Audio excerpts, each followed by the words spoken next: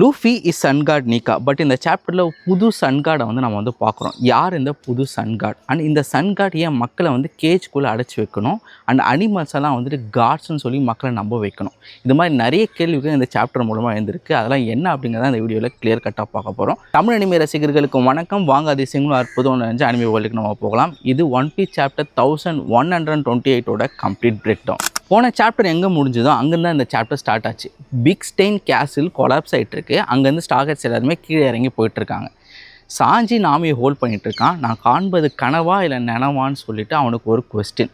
But என்னை சுற்றி நிறைய பசங்க இருக்காங்களே, இது கனவாக இருக்க வாய்ப்பு இல்லைன்னு சொல்லி அவன் ஃபீல் பண்ணிகிட்டு இருந்தான். அண்ட் ஜோரோ என்ன சொல்கிறான்னா, இந்த டவுனுக்கு எக்ஸாக்ட் ஆப்போசிட்டில் தான் நான் முழித்தேன். எனக்கு ஒரு சத்தம் கேட்டது. அந்த சத்தத்தை நோக்கி நான் போனேன். அங்கே லூஃபி ஒரு ரேபிட்டை வறுத்து தின்னுட்டு இருந்தான்னு சொல்கிறான். Wait a minute. அதாவது ஒரு சத்தம் கேட்டு தான் இவர் அதை நோக்கி கரெக்டாக போயிட்டாராம். ஜோரோ வந்துட்டு ஒரு சத்தம் கேட்க அதை நோக்கி போன்னு சொன்னால் அதுக்கு எக்ஸாக்ட் ஆப்போசிட்டில் போகக்கூடிய அளவுக்கு ஒரு பேட் சென்ஸ் ஆஃப் டைரக்ஷன் உடையவன்.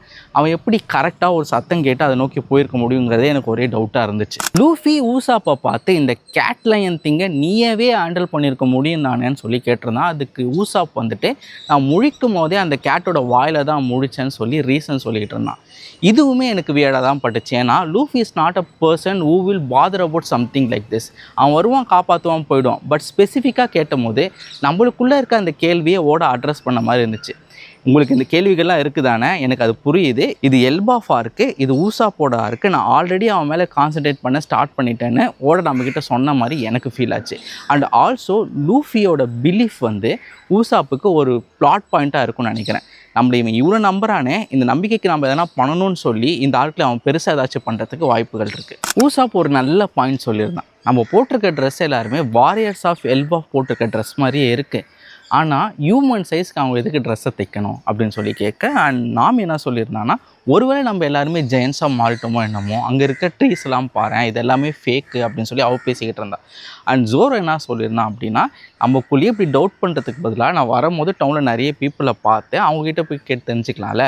பிசைட்ஸ் இந்த ஏரியா வந்து ரொம்ப வாஸ்ட்டாக இருக்குது, எந்த பக்கம் இருக்குன்னு நம்மளுக்கு வந்து தெரியல, இல்லைனா மட்டும் ஒரு தேடி கண்டுபிடிச்சிடுவாருன்ற மாதிரி எனக்கு இருந்துச்சு. அண்ட் சாஞ்சி என்ன சொல்லியிருந்தான் அப்படின்னா, நம்ம க்ரூ இங்கே இருக்கிறதுக்கு வந்து வாய்ப்பே இல்லை, I am 100% sure about it.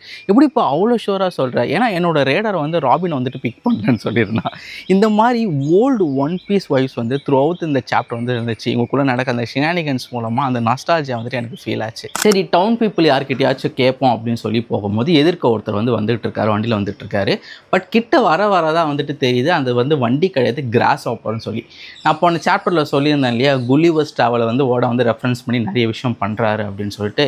இதுவுமே வந்து குலிவர்ஸ் ட்ராவலில் வந்துட்டு வரும், கிராஸ் ஹாப்பர் மேலே வந்து ட்ராவல் பண்ணுறது. இந்த கிராஸ் ஹாப்பரை பார்த்ததும் நாமியும் சாஞ்சியும் வந்துட்டு செதறிட்டாங்க. ஏன்னா அவங்களுக்கு வந்து பக்ஸ் வந்துட்டு பிடிக்காது. பட் எனக்கு ஒரு டவுட் என்னென்னா, போன சாப்டரில் தான் வந்துட்டு பீஸை வறுத்து தின்னலான்னு சொல்லிட்டு சாஞ்சி வந்து பேசிக்கிட்டு இருந்தான். அது ஒரு கான்ட்ரடிக்டிங்கான விஷயமா வந்துட்டு எனக்கு ஃபீல் ஆச்சு. அந்த மனுஷங்கிட்ட, சார் நீங்கள் யார் சார், நாங்கள் எங்கே சார் இருக்கோம், எங்கள் க்ரூமெட்ஸ்லாம் எங்கே சார்னு சொல்லி கேள்வி மேலே கேள்வி கேட்க அந்த ஆள் பதறிட்டான். எப்போ ஒரு நிமிஷம் இருக்குப்பா, என்கிட்ட ஏன்ப்பா இவ்வளோ கேள்வி கேட்குறீங்க? நீங்கள் தெரிஞ்சிக்க வேண்டியது எல்லாமே இது வந்து லேண்ட் ஆஃப் காட்ஸ். இந்த இடத்துல வந்து சன் காட் இருக்கார். பிக் ஸ்டெயின் கேசலுக்கு போனீங்கன்னா நீங்கள் இஸ்கேட்டை பார்க்கலாம், நீலு காடை பார்க்கலாம். ரீசெண்டாக இயர் காடை வந்து யாரோ வறுத்து தின்ட்டாங்களாம் அப்படின்னு சொல்லி எல்லாரும் சொல்லிட்டு இருக்கேன். ஓ, இயர் காடு நம்ம வறுத்து தின்னது, கேட் கார்டு நம்ம போட்டு அடிச்சதுன்னு சொல்லி லூப்பி சொல்ல வர, ஊசாப்பா அவனை அப்படியே அமைக்கி எதுவும் சொல்லாத அமைதியாடுறா அப்படின்னு சொல்லி சொன்னான். இந்த டவுனுக்குள்ளே போனால் உங்களுக்கு சாப்பிடணும்னா நிறைய வந்துட்டு சாப்பிட்லாம். பட் இந்த டவுனோட எண்டுக்கு மட்டும் போயிட்டாதீங்க. அந்த இடத்துல வந்துட்டு சன் காட் டெம்பிள் இருக்குது, அங்கே வந்து ரேபிட் கார்டியன்ஸ் இருக்காங்க, அங்கே போனவங்க யாருமே திரும்ப உயிரோட வந்ததே இல்லையா அப்படின்னு சொல்ல, டக்குன்னு ராமி ரியலைஸ் பண்ணிட்டு, யோ சும்மாரியா இதெல்லாம் சொன்னால் ஒருத்தர் சும்மா இருக்க மாட்டான்னு திரும்புறதுக்குள்ளே லூஃபி அதை நோக்கி ஓட ஆரம்பிச்சிட்டான். லூஃபி அந்த சன் காட் டெம்பிளை நோக்கி ஓடிட்டுருக்கான். அவன் எதிர்க்க இன்னொரு பர்சன் ஓடி வர மாதிரி அவனுக்கு வந்துட்டு ஒரு ஃபீல் ஆகுது. யாராக இருந்தாலும் பார்த்துக்கலாம் அப்படி சொல்லி போய் முட்டை. அப்போ தான் அவனுக்கு ரியலைஸ் ஆகுது அது ஒரு மிரரு. அவன் பார்த்தது வந்து அவனோட செல்ஃப் ரிஃப்ளெக்ஷன் அப்படின்னு சொல்லி. அந்த மிரரோட இது நம்மளுக்கு நிறைய விஷயங்கள் வந்துட்டு ரிவீல் ஆகுது. இவங்க ஒரு கேஜ்குள்ளே வந்துட்டு இருக்காங்க. அந்த கேஜுக்கு அந்த பக்கம் வந்துட்டு பார்த்தா ஒரு ஜெயண்ட்டோட ரூம் இருக்குது. இவங்க என்ன ரியலைஸ் பண்ணாங்கன்னா, நம்ம கேஜ்குள்ளே இருக்கோம், இந்த கேஜ்க்கு அந்த பக்கம் வந்துட்டு இருக்கிறது எல்லாமே வந்துட்டு ஜெயன்ஸ். இப்படி போனால் நம்ம நிறைய ஜெயன்ஸ் வந்துட்டு பார்க்கலாம் அப்படின்னு சொல்லி ரியலைஸ் பண்ணுறாங்க.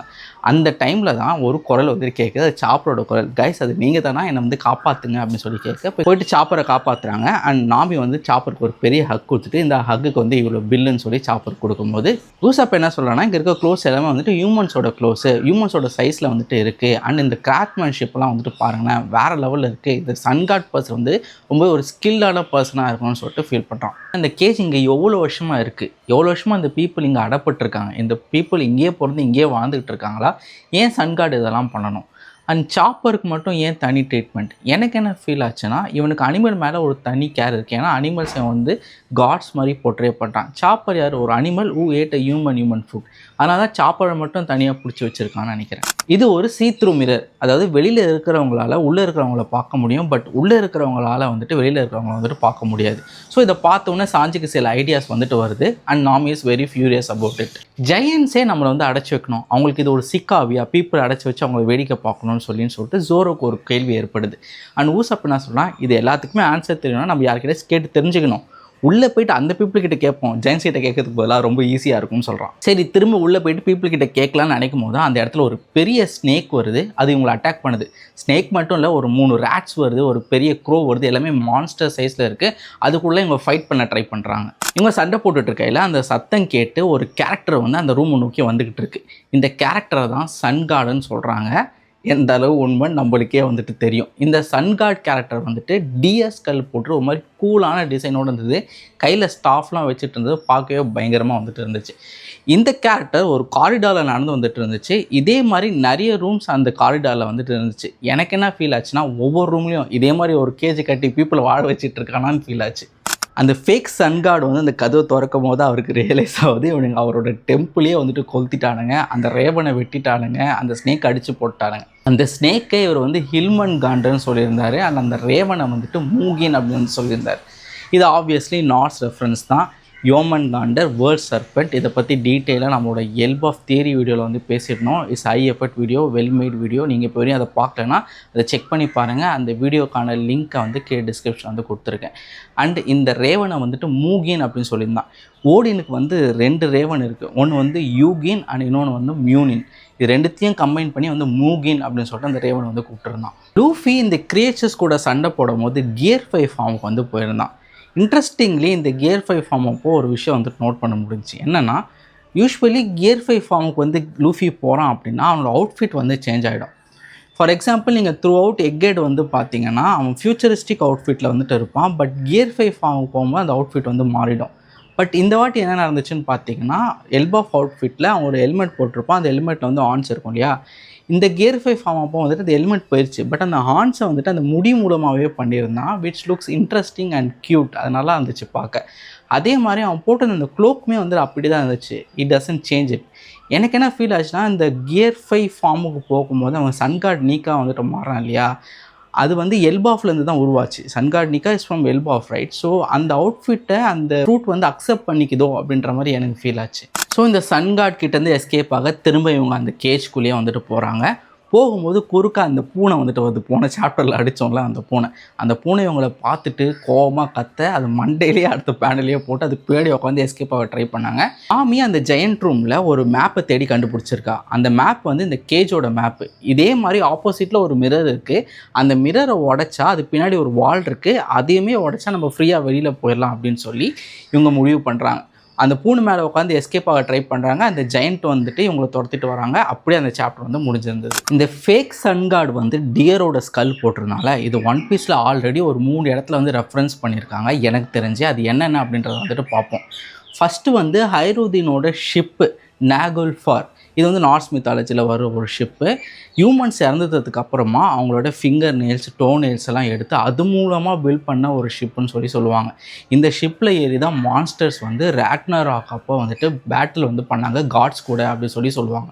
இந்த காட் வேலி இன்சிடென்ட் அப்போது நம்மளுக்கு காட்டப்பட்ட நிறைய ஹோலி நைட்ஸில் one of the holy knight வந்துட்டு இந்த மாதிரி டிஎஸ்கல் போட்டு வந்து நம்ம வந்து பார்த்துருந்தோம். தேர்டு வந்து சாப்பர் மான்ஸ்டர் பாயிண்ட்டுக்கு போனால் அவனோட ஸ்கல் எடுத்து நீங்கள் பார்த்தீங்கன்னா இதே மாதிரி தான் வந்துட்டு இருக்கும். ஸோ இந்த டியர் ஸ்கல் வந்து நார்ஸில் எங்கெங்கெல்லாம் வந்து ரெஃபரன்ஸ் பண்ணப்பட்டிருக்கு அப்படி சொல்லி பார்த்தீங்கன்னா, பொதுவாகவே இவங்க ஹண்ட் பண்ண போகும்போது வந்துட்டு இந்த டியர் ஸ்கல்லை வந்துட்டு போட்டு போவாங்க ஒரு ரிச்சுவல் மாதிரி. ஏன்னா அந்த அனிமல்ஸ் கிட்ட நீயும் நானும் வேறு கிடையாது, உன்னை விட நான் ஒரு பெரிய சுப்ரியர் பீங்லாம் கிடையாது, இப்போ உங்களுக்குள்ள நீங்கள் எப்படி ஹண்ட் பண்ணிக்குவீங்களோ அதே மாதிரி தான் நான் அவனை வந்து ஹண்ட் பண்ண போகிறேன், we are related to each other அப்படி சொல்லி புரிய வைக்கிறதுக்காக ஒரு ரிச்சுவல் மாதிரி இந்த டியர் ஸ்கல் வந்துட்டு போட்டு போவாங்களாம். நார்டிக் காட்ஸ் பற்றி பார்த்தோம் அப்படின்னா இந்த எக்திர்னியர் அப்படின்னு சொல்லிட்டு ஒரு டியர் கார்டு வந்து இருக்குது. ஆக்சுவலாக எக்ட்ரஸில் வந்து 4 டியர் இருக்குது. இல்லை டியர் கார்டு வந்து எக்திர்னியர் அப்படின்னு சொல்லிட்டு சொல்லுவாங்க. நீங்கள் தோர் மூவி வந்து பார்த்துருந்தீங்கன்னா அதில் ஹெல் அப்படின்னு சொல்லிட்டு ஒரு காடஸ் கேரக்டர் வரும், காடஸ் ஆஃப் அண்டர்வேர்ல்டுன்னு சொல்லி சொல்லுவாங்க. அவங்களோட ஹார்ன்ஸ் கூட வந்து பார்க்கறதுக்கு இந்த மாதிரி தான் வந்துட்டு இருக்கும். செர்னோனஸ் அப்படின்னு சொல்லிட்டு ஒரு காட் இருக்காங்க, லார்ட் ஆஃப் வைல்டு திங்ஸ் அப்படின்னு சொல்லிட்டு சொல்லுவாங்க. அவர் பார்க்கறதுக்கு எக்ஸாக்டாக வந்து இதே மாதிரி தான் வந்துட்டு இருப்பார். ஸோ இதில் தான் இந்த சாப்டரில் நான் நோட் பண்ண விஷயம். ஏதாவது நான் மிஸ் பண்ணியிருந்தேன் அப்படின்னா கமெண்ட் செக்ஷன் வந்து சொல்லுங்கள். இந்த வீடியோ உங்களுக்கு பிடிச்சிருந்துச்சுன்னா லைக் பண்ணுங்கள், ஷேர் பண்ணுங்கள். அண்ட் மறக்காமல் தமிழ் அனிமே கிளப் சப்ஸ்கிரைப் பண்ணுங்கள். அனிமேவை பார்ப்போம், பகிர்வோம், பிலீவ் இட்.